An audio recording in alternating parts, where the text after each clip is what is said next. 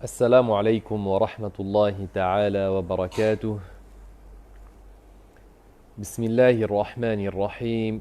الحمد لله رب العالمين، وأفضل الصلاة وأتم التسليم على سيدنا محمد وعلى آله وصحبه الطيبين الطاهرين.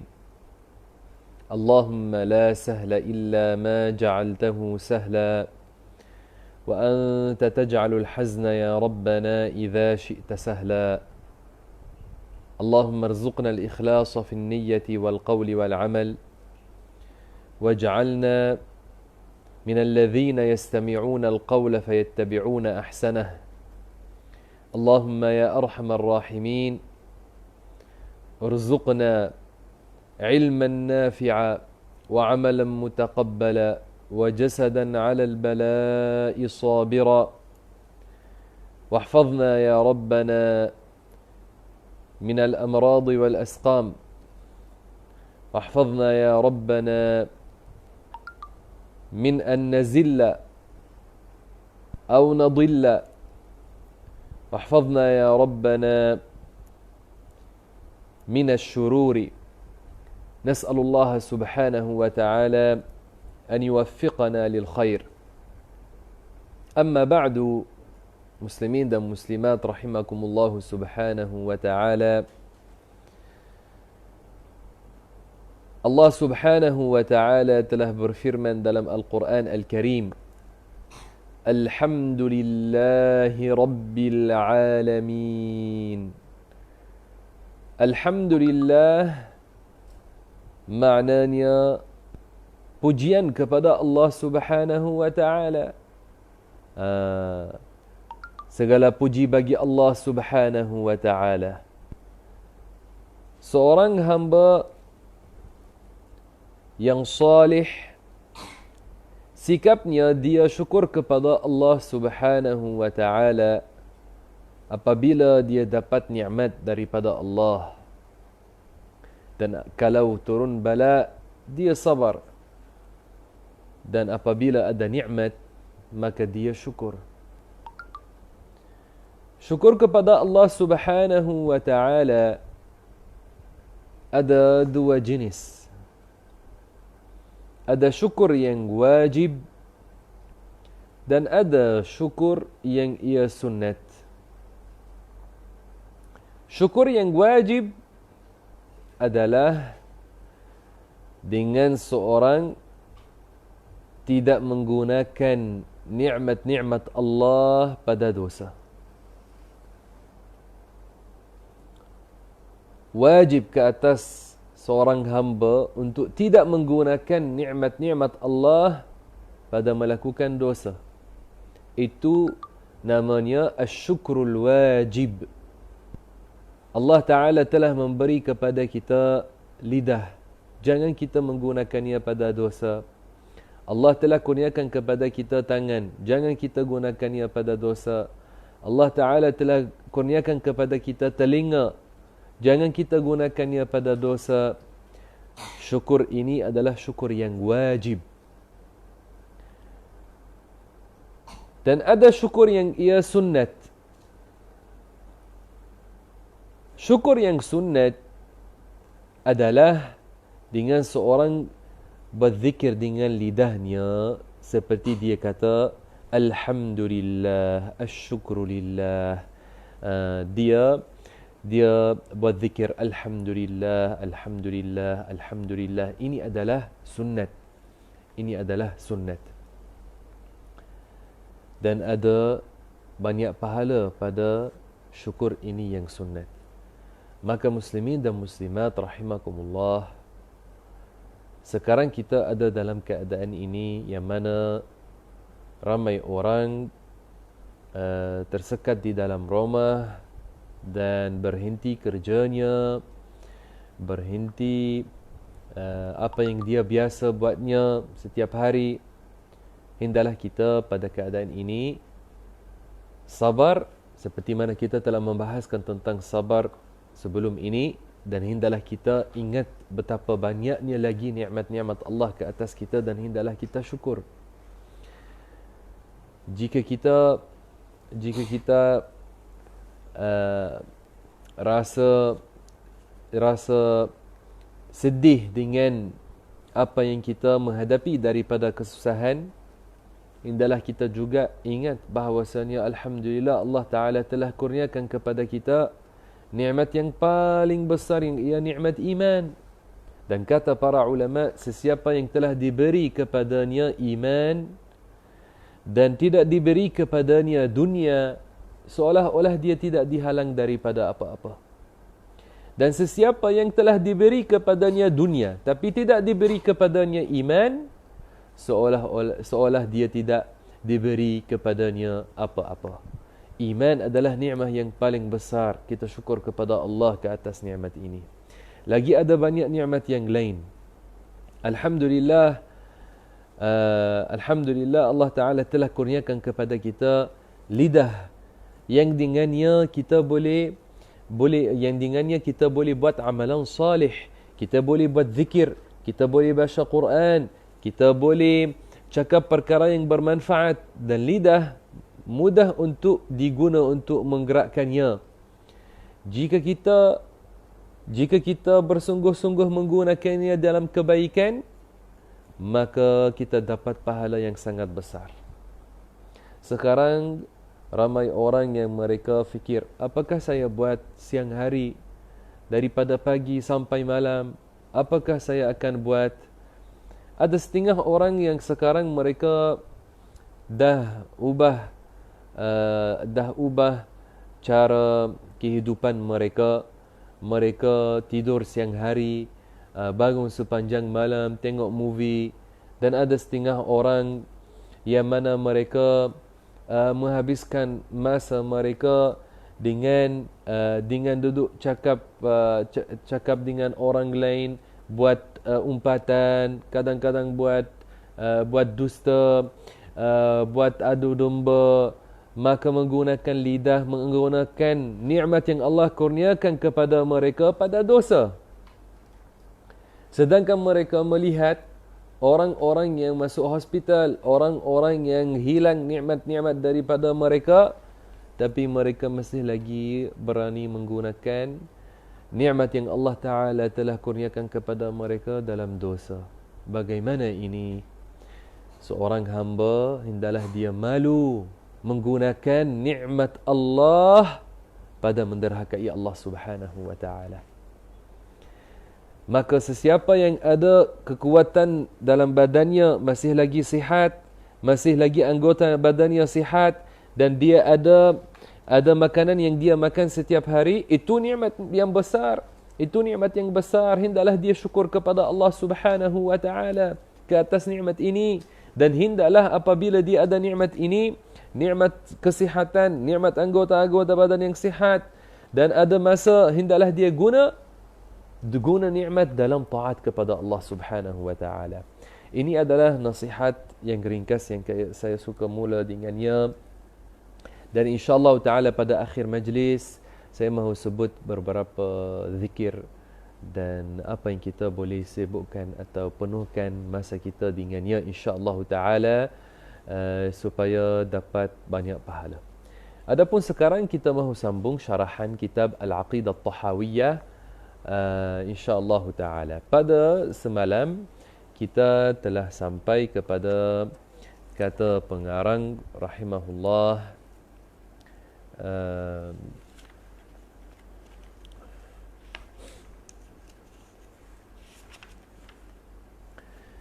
la yafna wa la yabid. Tapi saya mahu ulang sedikit kerana ada satu perkataan yang saya terlepas pandang, tidak bacanya dan tidak syarahnya. Maka saya akan ulang sedikit bacaan dalam matan. Kata pengarang rahimahullah, kata Imam At-Tahawi rahimahullahu ta'ala, wala syai'a mithluhu, yani tiada sesuatu sepertinya, wala syai'a yu'jizuhu, wala syai'a yu'jizuhu. Ini semalam saya tak baca, saya terlepas pandang tak baca. Wala syai'a yu'jizuhu. Wala syai'a yu'jizuhu maknanya tiada sesuatu yang melemahkan Allah Subhanahu wa Ta'ala. Tiada sesuatu yang mampu menghalang Allah Ta'ala daripada mencipta apa yang dia telah kehendak ia ada. Muslimin dan muslimat rahimakumullah, Allah Maha berkuasa ke atas setiap sesuatu. Maka tiada yang mampu menghalangnya daripada mencipta apa yang dia telah kehendak. Apa yang dia telah kehendak. Maka Allah Ta'ala qadirun ala kulli syai', dia Maha berkuasa ke atas setiap sesuatu. Kata Imam At-Tahawi, qadimun bila ibtida', yakni dia azali, tiada permulaan bagi kewujudannya. Daimun bila intiha', yakni dia abadi, tiada akhir bagi kewujudannya. La yafna wa la yabid, Allah Ta'ala tidak binasa, Allah tidak ada akhir bagi kewujudannya. Sekarang kita mula dengan matan yang baru. Kata Imam At-Tahawi, wala yakunu illa ma yurid, wala yakunu illa ma yurid, ay la yadkhulu fil wujudi min al-a'yani wal a'mali syai'un illa bimasyiatihi subhanahu wa ta'ala. Yani tidak masuk dalam wujud sesuatu sama ada ia adalah jisim ataupun ia adalah perbuatan, melainkan dengan kehendak Allah Subhanahu wa ta'ala. Maka alam ini tidak berlaku padanya sesuatu melainkan dengan kehendak Allah Subhanahu wa ta'ala. Segala sesuatu yang berlaku dalam alam berlaku dengan kehendak Allah. Ini adalah aqidah Ahlus Sunnah wal Jamaah. Ini adalah yang difahami daripada Al-Quran Al-Karim. Allah Subhanahu wa ta'ala telah berfirman dalam Al-Quran Al-Karim, fa'alul lima yurid. Allah Ta'ala dia maha melakukan apa yang dia kehendak. Apa yang dia telah kehendak berlaku, maka ia akan berlaku. Ia akan berlaku. Dan apa yang Allah tidak kehendak ia berlaku, tidak akan berlaku. Rasulullah sallallahu alaihi wasallam telah mengajar kepada anak-anaknya yang perempuan untuk baca dan kata, ma sya'allahu kana wa ma lam yasha' lam yakun. Ma sya'allahu kana wa ma lam yasha' lam yakun. Yani apa yang Allah telah kehendak ia akan berlaku, mesti akan berlaku, dan apa yang Allah Ta'ala tidak kehendak ia berlaku, maka mustahil ia berlaku. Tidak berlaku dalam alam sesuatu melainkan dengan kehendak Allah Subhanahu wa ta'ala. Kalau tersebar penyakit di antara manusia, jika Allah Ta'ala telah kehendak bagi penyakit ini untuk tersebar luas, mesti akan tersebar luas. Walaupun kita cuba buat ini dan buat itu, jika Allah telah kehendak bagi penyakit itu untuk tersebar luas, mesti akan tersebar luas. Maka kita perlu bertawakal kepada Allah Subhanahu wa ta'ala. Tapi kita juga beramal dengan asbab. Kita beramal dengan asbab. Maka dengan kita beramal dengan asbab, kita meyakini bahawasanya tidak akan berlaku melainkan apa yang Allah Ta'ala telah kehendak ia akan berlaku. Muslimin dan muslimat rahimakumullah subhanahu wa ta'ala.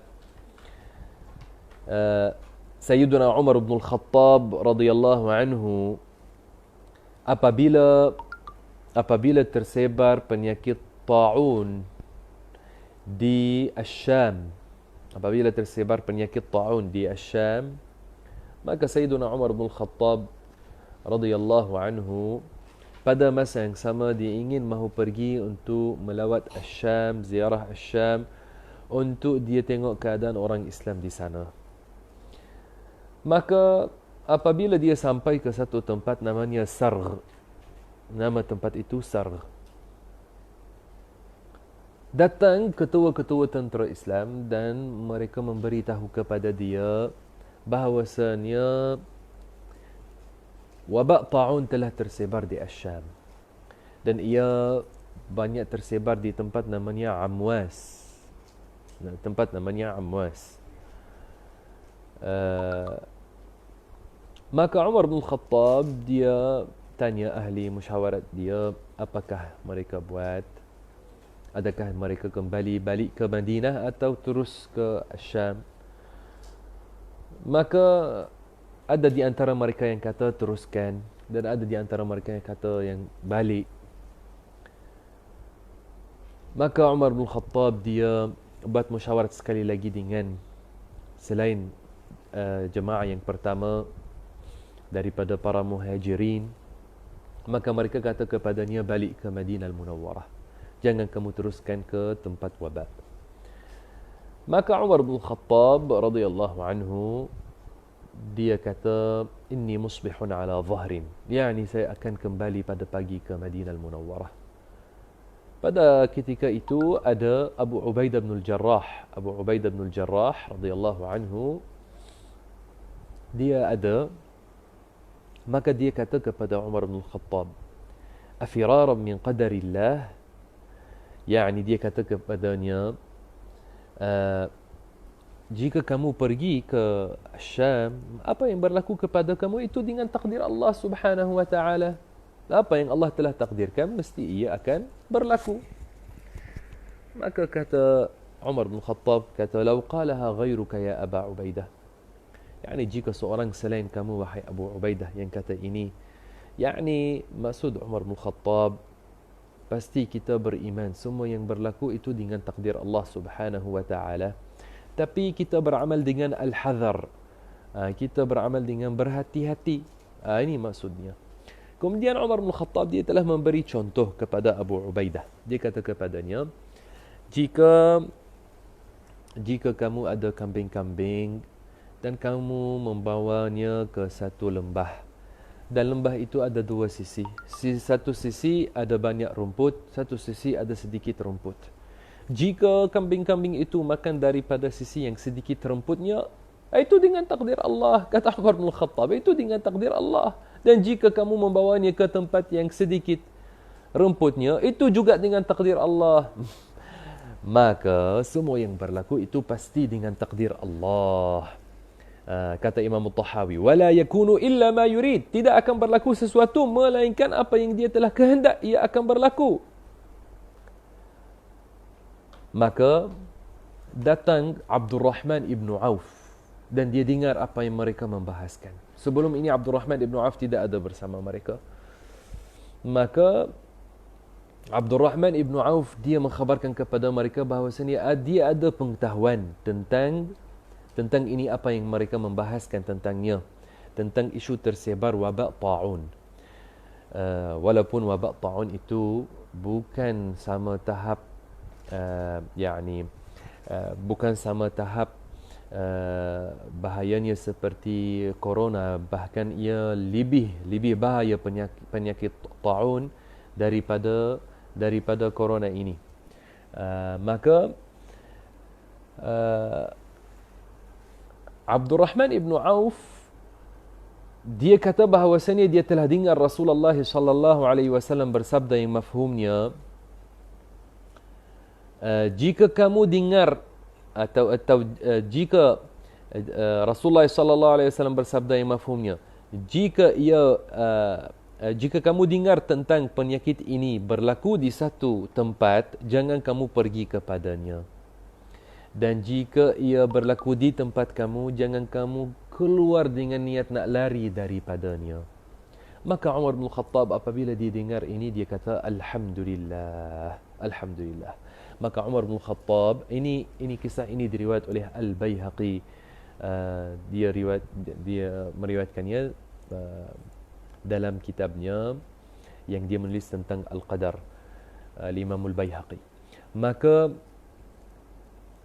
ini kisah menunjukkan bahawasanya Umar bin Khattab radhiyallahu anhu dia dengan keyakinan Ahlus Sunnah wal Jamaah bahawasanya tidak berlaku sesuatu melainkan dengan kehendak Allah Subhanahu wa taala. Sama ada baik maupun buruk, semuanya berlaku dengan takdir Allah Subhanahu wa taala, tapi juga dia beramal dengan asbab dan berhati-hati. Di sini ada satu perkara yang penting, yang ia keyakinan Ahlus Sunnah wal Jamaah tentang perbuatan hamba adalah semuanya dengan ciptaan Allah. Allah Ta'ala telah berfirman, Wallahu khalaqakum wa ma ta'malun. Yani Allah Taala dia yang telah menciptakan kamu dan dia yang menciptakan perbuatan-perbuatan kamu. Maka perbuatan manusia sama ada ia baik maupun buruk, ia semuanya dengan ciptaan Allah Subhanahu wa taala. Hamba tidak mampu buat sesuatu yang Allah tidak kehendak ia berlaku. Hamba melakukan apa yang Allah Ta'ala telah kehendak bagi dia untuk melakukannya. Allah Ta'ala telah berfirman dalam Al-Quran Al-Karim, wa khalaqa kulla syai', yang dia mencipta segala sesuatu. Segala sesuatu sini masuk di dalamnya badan hamba, jisim-jisim dan juga perbuatan-perbuatan. Perbuatan-perbuatan dan jisim-jisim semuanya itu dengan ciptaan Allah Subhanahu wa taala. Kata pengarang rahimahullah, la tablughuhu al-awhamu wa la tudrikuhu al-afhamu. La tablughuhu al-awham, perkataan al-awham kata jama' bagi waham. Wahmun dalam bahasa Arab. Maka perkataan al-awham kata jama' bagi wahm. Makna ini manusia tidak mampu menggambarkan Allah Subhanahu wa taala dalam wahamnya, kerana Allah Taala bukan sesuatu yang boleh digambarkan dalam waham. Tidak boleh menggambarkan Allah Subhanahu wa taala. La tablughuhu al-awhamu, tidak boleh menggambarkan Allah Subhanahu wa taala. Dan telah warid sebuah hadis yang diriwayat oleh Abu Qasim Al-Ansari, Rasulullah sallallahu alaihi wasallam telah bersabda, la fikrata fir rabbi. La fikrata fir rabb. Apa makna la fikrata fir rabb? Yani tidak boleh menggambarkan Allah Subhanahu wa taala. Dan kata pengarang, wala tudrikuhul afhamu, wala tudrikuhul afhamu. Maka akal-akal manusia ia tidak tahu hakikat Allah Subhanahu wa taala, kerana tiada yang tahu hakikat Allah melainkan Allah Subhanahu wa taala. Tidak boleh menggambarkan Allah dalam fikiran. Orang yang muslim yang muwahhid adalah yang beriman dengan kewujudan Allah Subhanahu wa taala, tidak mengingkari kewujudan Allah, dan dia juga tidak meyakini bahawasanya Tuhan seperti ciptaan. Kita meyakini Allah ada, tapi kita meyakini bahawasanya dia tidak seperti sesuatu daripada ciptaannya. Adapun orang yang tidak memadai dengan i'tiqad ini, dan dia dakwa bahawasanya mahu sampai kepada tahu hakikat Allah, maka orang ini akan sampai kepada salah satu daripada dua perkara yang sangat bahaya. Sama ada mengingkari kewujudan Allah, yang ia mengeluarkan orang daripada agama.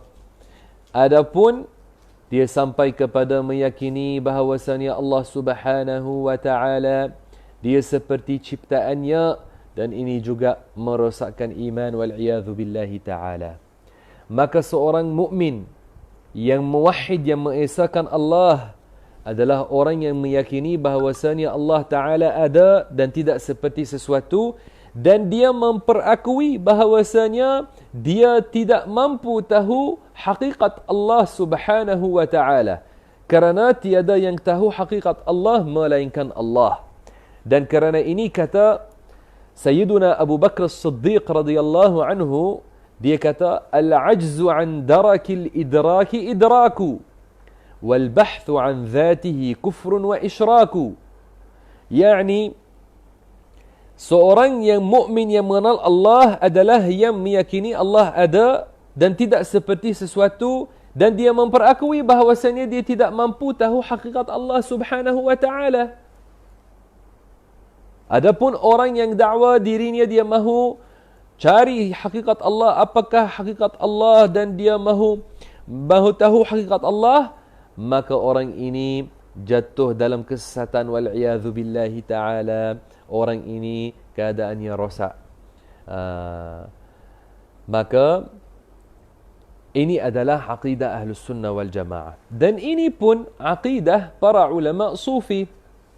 Kerana apakah itu tasawuf yang benar? Tasawuf yang benar asasnya ikut aqidah Rasulullah sallallahu alaihi wasallam dan sahabatnya. Dan ikut syariat, ikut hukum hakam yang diajar oleh Rasulullah sallallahu alaihi wasallam dengan melakukan yang wajib dan meninggalkan yang haram. Ini asas tasawuf. Aqidah ahli sufi yang sebenar adalah apa yang disebut dalam kitab Al-Aqidah At-Tahawiyah, apa yang diajar oleh Abu Hasan Al-Ash'ari dan Abu Mansur Al-Maturidi. Apa yang diajar oleh Rasulullah dan sahabatnya, itu adalah aqidah ahli sufi yang sebenar, seperti Al-Syeikh Abdul Qadir Al-Jilani, seperti Al-Syeikh Ahmad Al-Rifa'i, dan seperti selain mereka daripada ahli tasawuf yang besar. Di antara ulama ahli sufi yang besar, semalam kita telah membahaskan tentang kata Imam Junaid Al-Baghdadi. Dia ketua ahli sufi pada zamannya. Dan malam ini kita mahu sebut satu qaul bagi ulama sufi daripada Ahlus Sunnah wal Jamaah, yang dia adalah As-Sayyid Al-Syeikh Ahmad Al-Rifa'i Al-Kabir, yang mana beliau hidup pada qurun yang ke-6 Hijriyah. Dia sezaman dengan Syekh Abdul Qadir Al-Jilani, dan Syekh Ahmad Al-Rifa'i ini diketahui bahawasanya dia sangat ambil berat tentang ilmu. Dia pada setiap hari ada 2 majlis. Majlis pada pagi, majlis pada waktu petang. Dia ajar ilmu aqidah, dia ajar ilmu fiqh, dia ajar ilmu-ilmu yang lain. Dan pada setiap Khamis, dia akan memberi majlis wa'adh. Ramai orang yang hadir dalam majlisnya dan banyak berkat yang berlaku pada majlisnya. Ini As-Sayyid Ahmad Al-Rifa'i Al-Kabir, yang mana banyak karamah beliau yang masyhur. Beliau telah kata, غاية المعرفة بالله الإيقان بوجوده تعالى بلا كيف ولا مكان. غاية المعرفة بالله الإيقان بوجوده تعالى بلا كيف ولا مكان. يعني kemuncak mengenal Allah Subhanahu wa taala bagi hamba, yani kemuncak apa yang hamba sampai pada mengenal Allah adalah meyakini dengan kewujudan Allah, meyakini Allah Ta'ala ada bila kaifin, tanpa Allah Ta'ala bersifat dengan sifat makhluk, wala makan, dan tanpa tempat. Maka kemuncak apa yang hamba sampai pada mengenal Allah Subhanahu wa Ta'ala adalah meyakini Allah Ta'ala ada tanpa tempat, dan dia tidak seperti ciptaannya. Ini adalah aqidah ahli sufi yang sebenar. Maka hati-hati daripada setengah orang yang dakwa diri mereka sufi tapi mereka bukan sufi. Mereka bukan sufi. Ada di antara mereka yang meyakini bahawasanya Allah Ta'ala seperti gula wal'iyazubillah meresap di dalam ciptaannya. Maka hati-hati daripada dakwaan mereka ini. Ada setengah yang dakwa diri yang sufi, dia meyakini Allah Ta'ala meresap masuk dalam hambanya. Dan ini adalah dakwaan yang palsu, yang bercanggah dengan agama Islam. Dan ada di antara setengah yang dakwa dirinya sufi sedangkan dia bukan sufi. Dia meyakini bahawasanya Allah dan ciptaan itu adalah satu. Meyakini bahawasanya Allah bersatu dengan ciptaan. Dan ini juga mendustakan agama Islam. Maka kena berhati-hati. Ulama sudah menukilkan ijma' bahawasanya keyakinan bahawasanya Allah meresap masuk di dalam ciptaan atau meyakini Allah bersatu dengan ciptaan, ini merosakkan iman wal'iyadhu billah. Ini dengan kesepakatan ulama. Ada seorang ulama masyhur zaman dahulu namanya Syekh Husain Nasir bin Tayyib Al-Mas'udi Al-Banjari, atau lagi terkenal dengan Tuan Husain Kedah, ulama Kedah yang masyhur, makamnya di Alor Star. Dia telah menaskan dalam kitabnya Hidayatul Mutafakkirin bahawasanya yang meyakini keyakinan itu, yakni yang meyakini Allah Ta'ala bersatu dengan ciptaannya atau Allah meresap masuk dalam ciptaannya, maka orang ini bukan orang yang beriman, dan ini dengan kesepakatan ulama. Dan sudah dikeluarkan fatwa tentang ini zaman dahulu oleh Mufti Johor yang keempat, As-Sayyid Alawi bin Tahir Al-Haddad telah keluarkan fatwa tentang ini. Muslimin dan muslimat rahimakumullah subhanahu wa ta'ala, semalam kita telah sebut satu qaul bagi Al-Imam Dhunnun Al-Misri, anak murid Imam Ibn Malik. Ini Dhunnun Al-Misri namanya Thawban bin Ibrahim. Dia kata, mahma tasawwarta bibalik fallahu bi khilafi dhalik. Yani apa sahaja yang tergambar di fikiranmu, Allah tidak seperti itu. Dan ini berselari dengan apa yang Imam Tahawi kata. Imam Tahawi kata, la tablughuhu al-awham la tudrik wa la tudrikuhu al-afham. Maka difahami daripadanya bahawasanya tidak boleh menggambarkan Allah Subhanahu wa ta'ala. Muslimin dan muslimat rahimakumullah, kata pengarang, wala yushbihul anam, yakni Allah tidak seperti ciptaan. Al-anam yakni al-khalq. Wala yushbihul anam yakni Allah tidak seperti ciptaan. Allah Subhanahu wa ta'ala berfirman dalam Al-Quran, walam yakul lahu kufuwan ahad, yakni tiada persamaan bagi Allah Subhanahu wa ta'ala. Dan Allah Ta'ala berfirman dalam Al-Quran, fala tadribu lillahi al-amthal, yakni jangan kamu menyifatkan Allah Ta'ala dengan sifat-sifat makhluk. Dan Allah Ta'ala berfirman, hal ta'lamu lahu samiyya, yakni Allah Ta'ala tiada baginya persamaan. Muslimin dan muslimat rahimakumullah subhanahu wa ta'ala, Allah Ta'ala tidak seperti sesuatu daripada ciptaannya. Dia bukan jisim besar, bukan jisim kecil, dia bukan jisim yang kasar dan bukan jisim yang halus. Bahkan Allah Ta'ala tidak seperti sesuatu. Dan dia tidak bersifat dengan anggota-anggota badan. Dia tidak bersifat dengan anggota-anggota badan. Allah Ta'ala tidak bersifat dengan anggota tangan atau anggota kaki atau anggota mata. Tidak. Adapun apa yang warid dalam Al-Quran, seperti firman Allah Ta'ala, yadullahi fawqa aydihim, maka perkataan yadullah di sini bukan maknanya Allah ada baginya anggota tangan. Bahkan kata ulama, ini ayat perlu ditakwilkan. Maka ada ulama yang mentakwilkannya dengan makna janji Allah atas janji-janji mereka. Kerana perkataan yad dalam bahasa Arab ada baginya banyak makna. Di antara makna perkataan yad dalam bahasa Arab adalah anggota tangan, tapi juga di antara maknanya janji, dan di antara maknanya nikmat, di antara maknanya kuasa. Maka ada banyak makna bagi perkataan yad dalam bahasa Arab. Tidak boleh menafsirkan ayat Al-Quran yadullahi fawqa aydihim dengan makna Allah ada baginya anggota tangan. Juga firman Allah Ta'ala, tajri bi a'yunina, maka ayat ini bukan maknanya Allah Ta'ala ada baginya anggota mata. Tidak. Bahkan ini maknanya berdasar takwilan setengah ulama adalah kapal Bahtera Nuh ia berlayar dengan jagaan daripada Allah Subhanahu wa ta'ala. Dan juga Allah Subhanahu wa ta'ala tidak bersifat dengan anggota muka. Tidak bersifat dengan anggota muka.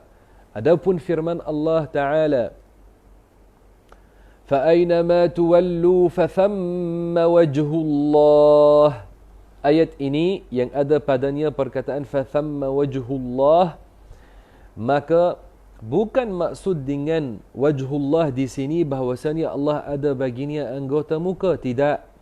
Bahkan wajhullah di sini dengan makna qiblat Allah.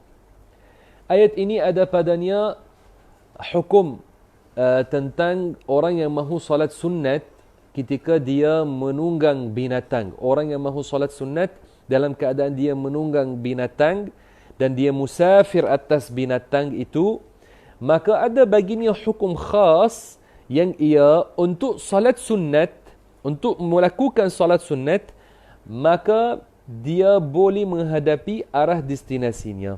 Maka arah destinasinya itu jadi qiblat bagi dia untuk nak solat sunat atas binatang. Maka tentang ini Allah Ta'ala berfirman, فَأَيْنَمَا تُوَلُّوا فَثَمَّ وَجْهُ اللَّهِ. Yani, kemana-mana kamu mengarahkan diri kamu dalam keadaan itu, yani dalam keadaan apabila seorang musafir atas binatang dan dia mahu solat sunat, maka kemana-mana dia mengarahkan dirinya, itu jadi qiblat bagi dia.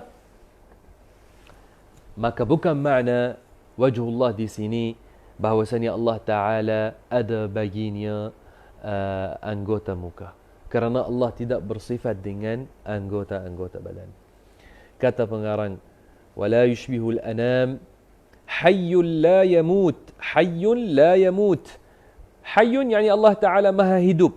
Dan kehidupan Allah tanpa ruh, tanpa jantung, tanpa paru-paru, tanpa tulang. Kehidupan Allah bukan seperti kehidupan kita yang baharu.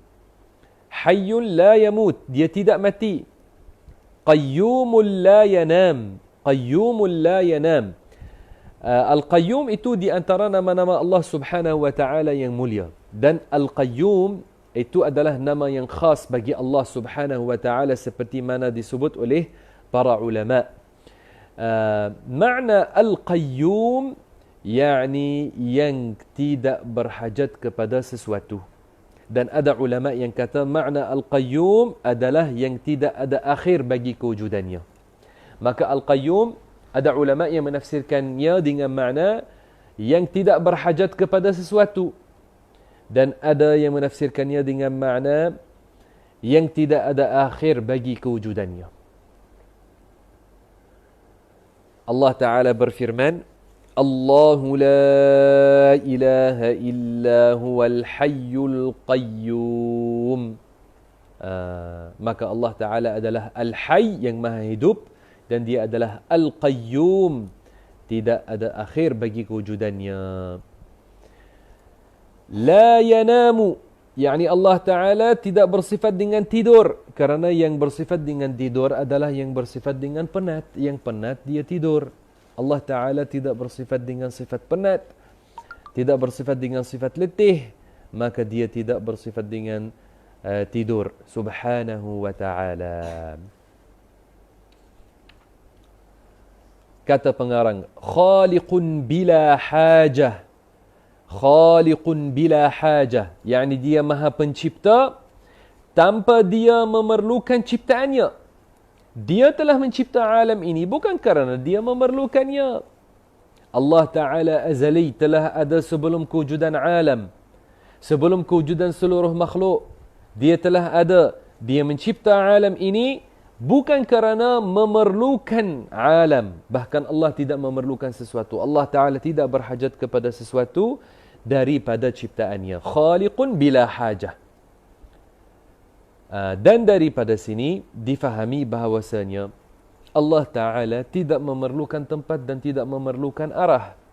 Sebelum dia mencipta alam, sebelum dia mencipta tempat dan arah, dia telah ada tanpa tempat dan tanpa arah.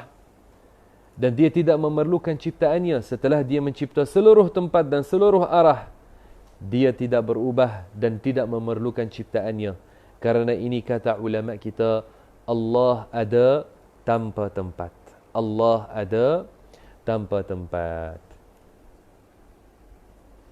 Kata pengarang, Raziqun bila mu'nah. Raziqun bila mu'nah. Yakni Allah Subhanahu wa Ta'ala dia maha memberi rezeki tanpa kesulitan atau kesusahan yang berlaku. Mumitun bila makhafah, apakah maknanya?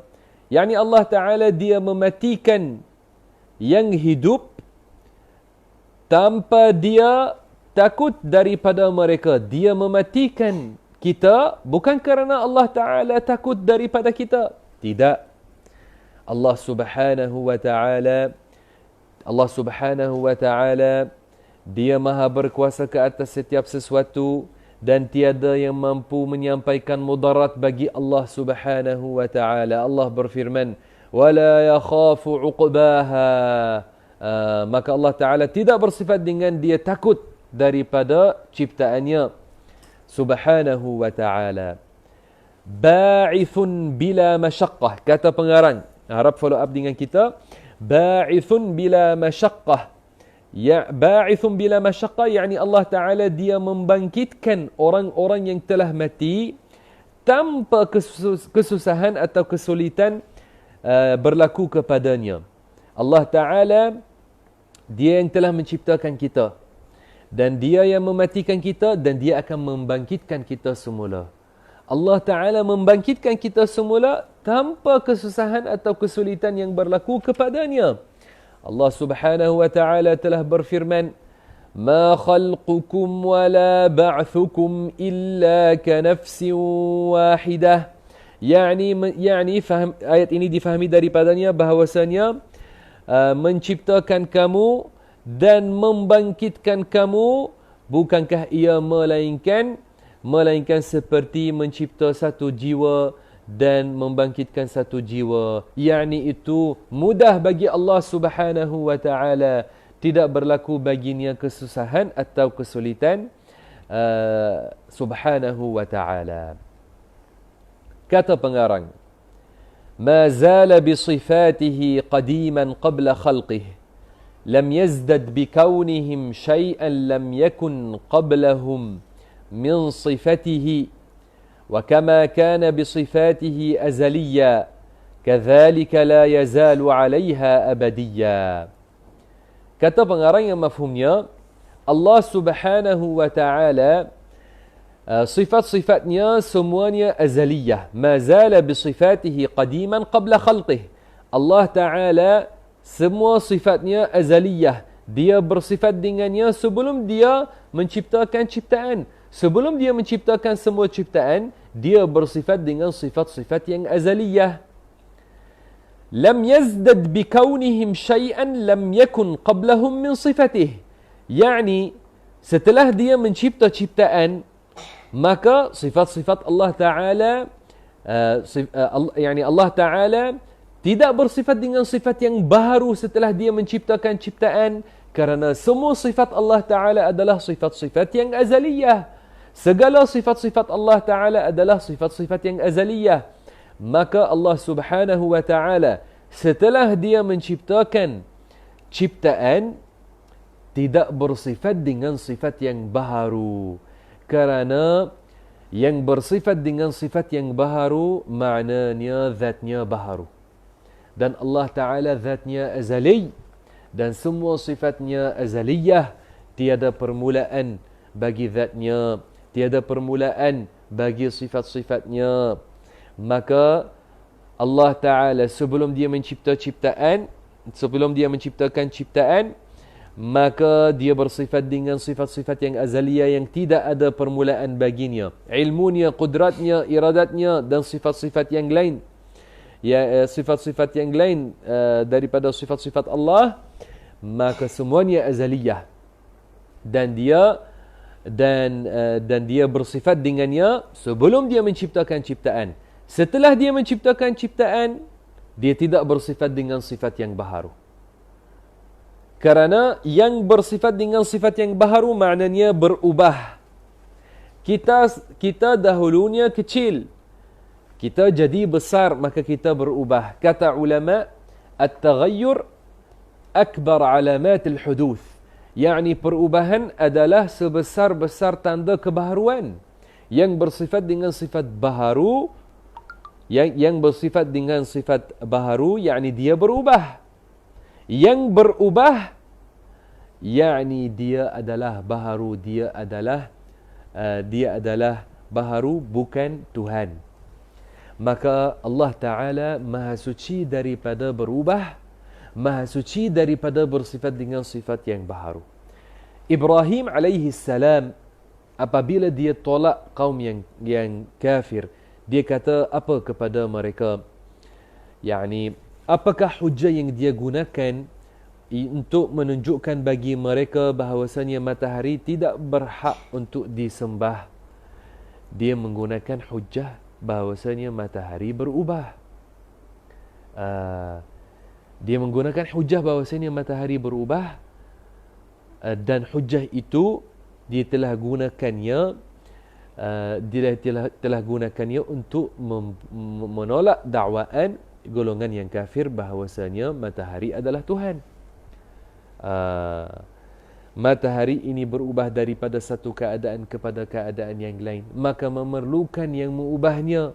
Setiap yang memerlukan yang mengubahnya adalah baharu, tidak layak baginya ketuhanan.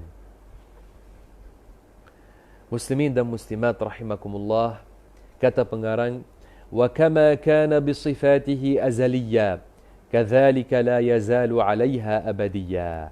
Yani Allah Taala semua sifatnya azaliyah, tidak ada permulaan baginya, dan juga sifat-sifatnya adalah abadiyah, tidak ada akhir baginya.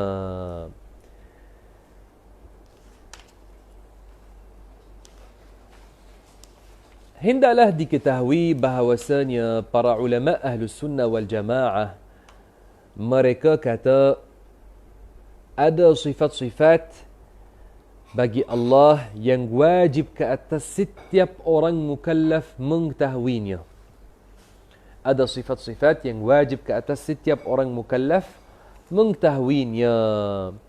Apakah sifat-sifat itu yang fardu ain, wajib ke atas setiap orang mukallaf untuk mengetahuinya? Sifat-sifat ini adalah al-wujud, yakni Allah Ta'ala ada. Tidak ada permulaan bagi kewujudannya. Allah Ta'ala ada, tiada keraguan pada kewujudannya.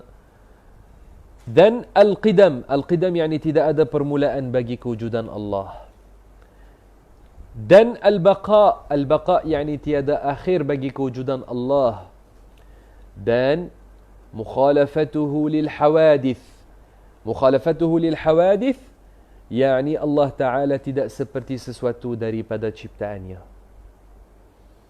seperti mana kita telah syarah tadi. Dan qiyamuhu binafsihi, yakni Allah Ta'ala tidak memerlukan sesuatu, dia tidak berhajat kepada sesuatu. Dan al-wahdaniyah, yakni Allah Ta'ala Maha Esa, tiada sekutu baginya, dan semalam kita telah membahaskan tentang ini. Dan al-qudrah, yakni kuasa, Allah Ta'ala Maha berkuasa ke atas setiap sesuatu. Dengan kuasanya dia mencipta, dengan kuasanya dia mengadakan dan mentiadakan, dengan kuasanya. Dan Allah Ta'ala bersifat dengan al-iradah, kehendak. Dan kita telah syarah hari ini tentang kehendak Allah Subhanahu wa Ta'ala, dan kita telah sebut masya Allahu kan wa ma lam yasha' lam yakun. Apa yang Allah telah kehendak ia berlaku, mesti akan berlaku, dan apa yang Allah tidak kehendak berlaku, tidak akan berlaku. Dan Allah Ta'ala bersifat dengan al-hayat, dan kita telah juga syarah tentang kehidupan Allah Subhanahu wa Ta'ala. Dan Allah Ta'ala bersifat dengan al-ilm, Allah Ta'ala dia maha mengetahui segala sesuatu dengan ilmunya yang azali. Tiada sesuatu yang tersembunyi daripada pengetahuan Allah. Allah Ta'ala dia tahu apa yang telah berlaku, apa yang sedang berlaku, dan apa yang akan berlaku. Dia tahu tentang kita di mana-mana kita berada, apa yang kita fikir tentangnya, apa yang kita fikir dalam hati kita, Allah Ta'ala tahunya, kerana dia yang mencipta itu pada kita. Lintasan hati kita, Allah Ta'ala tahunya. Allah Ta'ala dia maha mengetahui segala sesuatu. Dan pengetahuan Allah tidak ada permulaan baginya, bukan seperti pengetahuan kita yang baharu. Pengetahuan kita baharu, kita pergi ke universiti, kita belajar, maka berlaku kepada kita pengetahuan yang baharu. Allah Ta'ala pengetahuannya azali. Dia tahu segala sesuatu dengan ilmunya yang azali. Sebelum dia mencipta alam ini, dia tahu segala apa yang akan berlaku dalam alam ini. Dan Allah Ta'ala bersifat dengan as-sam' dan al-basar. Yani Allah Ta'ala dia maha melihat dan dia maha mendengar. Allah Ta'ala dia maha melihat segala sesuatu tanpa mata atau alat yang lain. Kerana dia tidak bersifat dengan anggota badan. Dan Allah Ta'ala dia maha mendengar tanpa telinga atau alat-alat yang lain. Kerana Allah tidak bersifat dengan anggota badan. Muslimin dan muslimat, rahimakumullah subhanahu wa ta'ala. Allah subhanahu wa ta'ala bersifat dengan al-kalam. Dan kalam Allah Ta'ala yang ia sifatnya yang azaliyah, bukan seperti kalam kita yang baharu. Kalam Allah bukan seperti kalam kita yang baharu. Kalam Allah Subhanahu wa Ta'ala ia tanpa huruf, tanpa suara dan tanpa bahasa. Tidak ada baginya permulaan dan tidak ada baginya akhir. Bukan seperti cakapan kita yang baharu. Cakapan kita yang baharu ada baginya permulaan, ada baginya akhir, ia terputus-putus. Ada padanya huruf, ada suara, ada bahasa. Adapun Allah yang tidak seperti sesuatu, maka kalamnya yang azali tidak seperti kalam kita yang baharu. Kalamnya tanpa huruf, tanpa suara, tanpa bahasa, tidak seperti kalam kita yang baharu. Dan tidak boleh menggambarkan kalam Allah Ta'ala yang azali.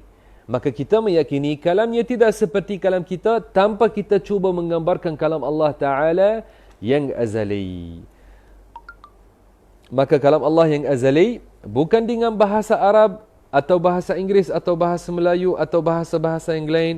Semua bahasa dan semua huruf ciptaan Allah. Dan Allah tidak memerlukan ciptaannya. Muslimin dan muslimat rahimakumullah. Kita telah sebut sifat-sifat Allah Subhanahu wa Ta'ala yang ulama kata wajib ke atas setiap orang mukallaf mengetahuinya. Wajib ke atas setiap orang mukallaf mengetahuinya. Dan sifat-sifat ini banyak disebut di dalam Al-Quran dan Al-Hadis, sama ada dengan lafaz atau dengan makna. Dan Rasulullah sallallahu alaihi wasallam sangat menambil berat tentang menyampaikan makna sifat-sifat ini kepada setiap yang dia berjumpa dengannya. Kerana ini kata ulama, mengetahui sifat-sifat ini yang kita telah sebut adalah fardu ain, yakni wajib ke atas setiap orang mukallaf. Kata pengarang, "Laisa ba'da khalqil khalq istafada isma al-khaliq, wala bi ihdathihi al-bariyyah istafada isma al-bari." Yakni Allah Subhanahu wa Ta'ala dia maha pencipta, dia al-khaliq sebelum dia mencipta ciptaan. Bukan setelah dia mencipta ciptaan, ciptaan maka berlaku kepadanya sifat yang baharu. Tidak. Bahkan Allah Subhanahu wa Ta'ala dia maha pencipta sebelum dia menciptakan ciptaan. Dan kata pengarang, wala bi ihdathihi al-bariyah istafada isma al-bari. Maka dia adalah al-bari, dia adalah al-khaliq, dia maha pencipta sebelum mencipta ciptaannya. Lahu ma'na ar-rububiyyah wala marbub. Allah Ta'ala bersifat dengan ar-rububiyyah sebelum ada ciptaan. Wa ma'na al-khaliq wala makhluq. Allah Ta'ala dia bersifat dengan al-khaliqiyyah sebelum ada ciptaan. Maka Allah Ta'ala dia maha pencipta, dia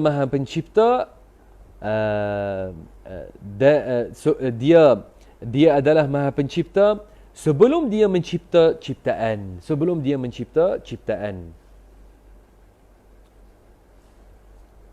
وكما أنه محيي الموتى بعدما أحيا استحق هذا الاسم قبل إحيائهم. Allah Subhanahu wa Ta'ala dia adalah al-muhyi, dan Al-Mumit. Allah Ta'ala dia yang menghidupkan dan dia yang mematikan. Maka Allah Subhanahu wa Ta'ala dia bersifat bahawasanya dia menghidupkan dan dia bersifat dengan dia mematikan sebelum dia menciptakan ciptaan. Sebelum dia menghidupkan ciptaannya yang hidup, maka dia adalah Al-Muhyi, dan dia juga adalah Al-Mumit. Dia adalah Al-Muhyi dan Al-Mumit sebelum dia menciptakan ciptaannya. Kadzalika istahaqqa ismal khaliqi qabla insha'ihim. Dia berhak kadzalika istahaqqa ismal khaliqi, yakni Allah Subhanahu wa Ta'ala di antara nama-namanya Al-Khaliq. Dia berhak dinamakan dengan Al-Khaliq sebelum dia menciptakan ciptaan. Qabla insha'ihim, yakni sebelum dia menciptakan ciptaan. Maka ini kita sekarang syarah dengan tahap yang mana kita mahu orang awam yang follow up kita memahami tahap syarahan kita. Maka kita boleh lagi untuk masuk syarah dengan lebih detail tentang ini, tapi kita tidak mahu masuk sekarang membahaskan tentang lebih detail dan apa yang dikatakan oleh Asy'ariyah, apa yang dikatakan oleh Maturidiyah. Kita mahu syarahan yang mudah bagi orang yang sekarang dengar kita untuk memahaminya. Kerana majlis ini atau dars ini adalah umum untuk semua follow up kita. Maka kita cuba syarah-syarahan yang dapat difahami oleh yang follow kita.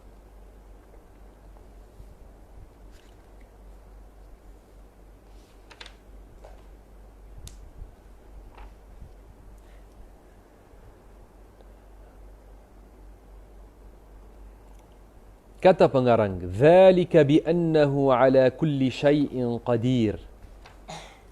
Dzalika, ini adalah isyarat kepada apa yang kita telah sebut sebelum ini daripada sifat al-ihya dan al-imata dan at-takhliq.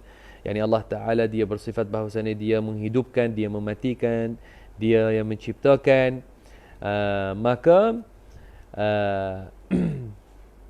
Allah Subhanahu wa Ta'ala dia yang menghidupkan, dia yang mematikan dan dia yang mencipta. Dia maha berkuasa ke atas setiap sesuatu. Dzalika bi annahu ala kulli syai'in qadir. Maka Allah Ta'ala dia maha berkuasa ke atas setiap sesuatu. Wa kullu syai'in ilaihi faqir. Dan segala sesuatu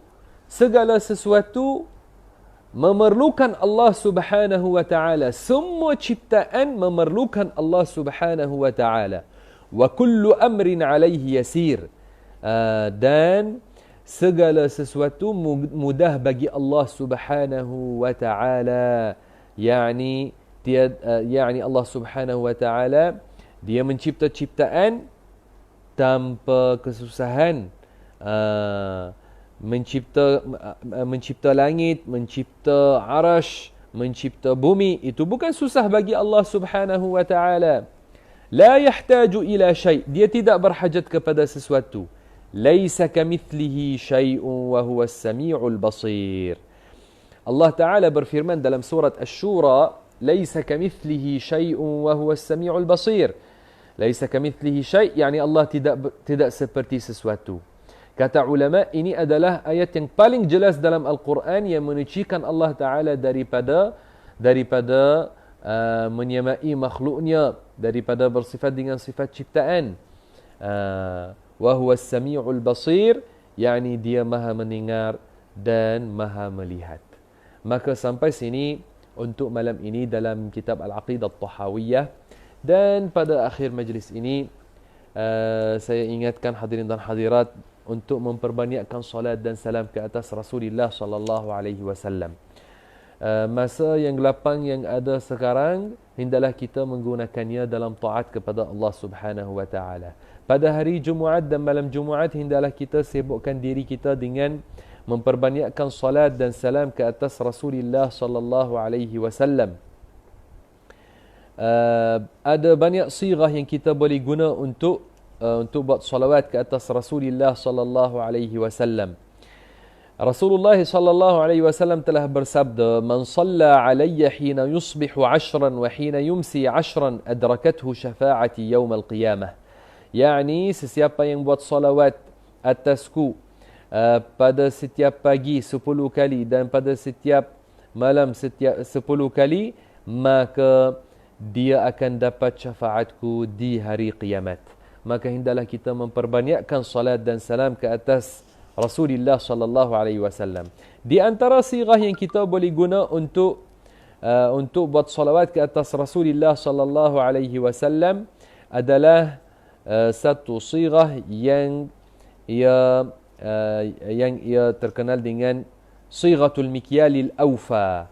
Hendaklah kita sibukkan diri kita dengannya pada malam Jumaat dan siang hari Jumaat, yang ia Allahumma salli ala Muhammadin nabiy wa azwajihi ummahatil mu'minin wa dhurriyyatihi wa ahli baitihi kama sallaita ala ali Ibrahim innaka Hamidum Majid.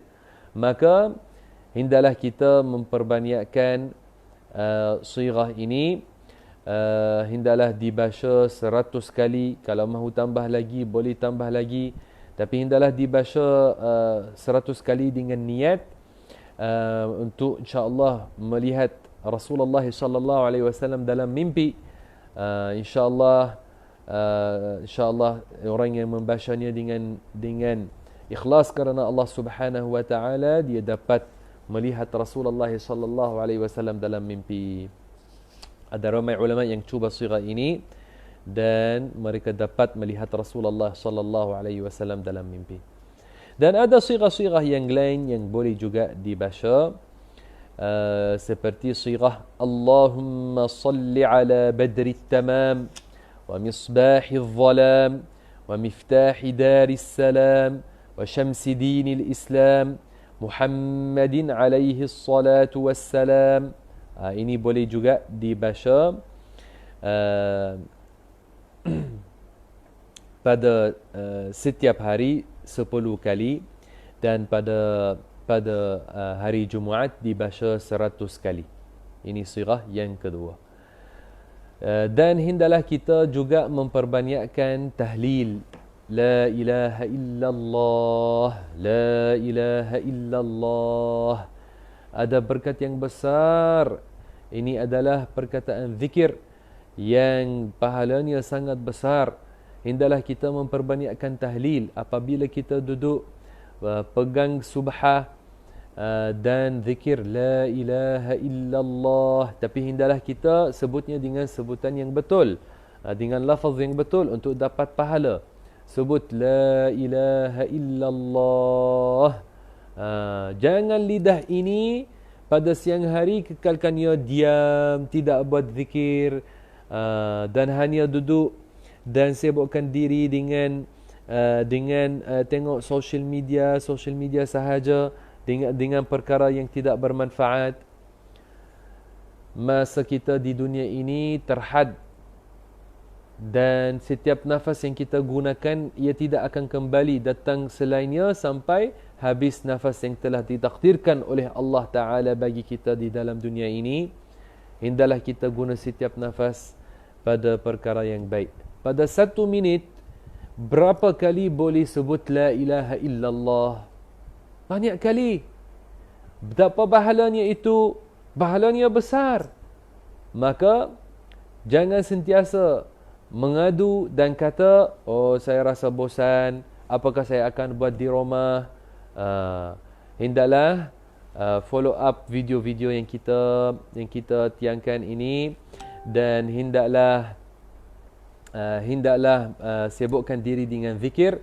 Dan saya harap kalau boleh hafal matan yang kita baca, ini matan Al-Aqidah At-Tahawiyah, sangat baik kalau dibaca Sedangkan alhamdulillah ini kitab kita meriwayatkannya dengan isnad yang bersambung kepada Al-Imam At-Tahawi. Semoga Allah Ta'ala memberkati kamu semua. Barakallahu fikum, dan harap boleh share page ini dan share video ini kepada sahabat-sahabat, dan yang belum sempat untuk melihat kelas yang pertama, ada dalam page ini, boleh tengoknya kelas yang pertama dan boleh follow up dengan kita dalam matan ini insya-Allah Ta'ala. Harap share dan war-warkan kepada sahabat-sahabat yang ada sekarang di dalam rumah supaya membantu mereka juga gunakan masa dalam kebaikan. InsyaAllah Ta'ala pada masa yang akan datang kita mahu buat daurah fiqh, maka tunggu iklan dalam page ini apakah daurah fiqh yang kita mahu buat. Barakallahu fikum. Wassalamualaikum warahmatullahi wabarakatuh. لا إله إلا الله اللهم صل على سيدنا محمد وعلى آله وصحبه وسلم.